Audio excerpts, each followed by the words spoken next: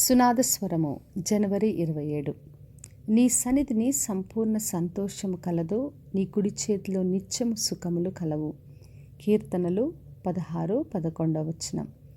మరి దావీదు రాజు ఈ మాటలు చెప్తున్నాడు. దేవా, నీ సన్నిధిలో సంపూర్ణ సంతోషము కలదు, నీ కుడి చేతిలోనే నిత్యమైన సుఖములు ఉన్నాయని చెప్తున్నాడు.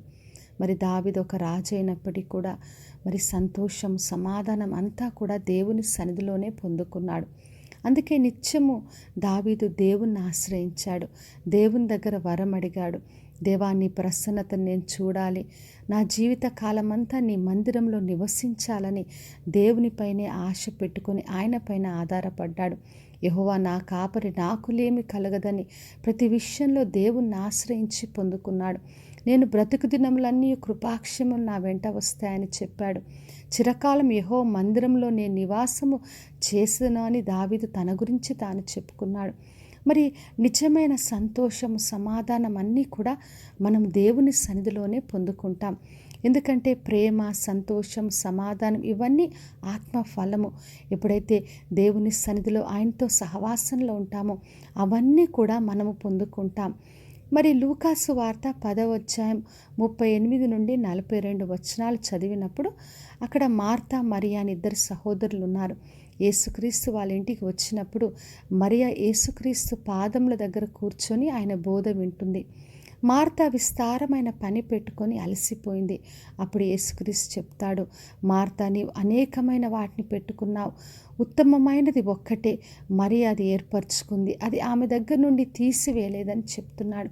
నిజమే, అవసరమైనది ఒక్కటే, ఉత్తమమైనది ఒక్కటే, ఆయన సన్నిధిలో ఉండడం. ఆయన సన్నిధిలో నుండి మనం అన్నీ కూడా పొందుకుంటాం. కాబట్టి నా ప్రియ సహోదరి, సహోదరా, దావీదు వలె దేవుణ్ణి ఆశ్రయిద్దాం, ఆయన సన్నిధిలోని సంపూర్ణ సంతోషాన్ని పొందుకుందాం.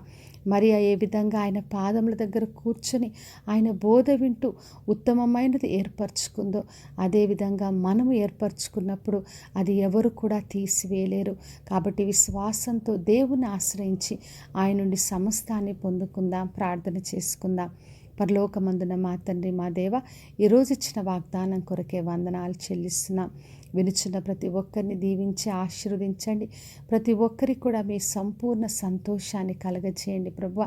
అందరూ కూడా ఉత్తమమైనది ఎన్నుకొని ఏర్పరచుకొని నిత్యం మీ సన్నిధిలో నివసించే కృపను దయచేయమని యేసు నామములో అడిగి వేడుకొంచున్నాను తండ్రి, ఆమెన్. ఈ శుభవచనము వినుచున్న ప్రతి ఒక్కరి జీవితంలో నెరవేర్చబడునుగాక. నేను మీ ప్రియ సహోదరి మంజులా చరణ్.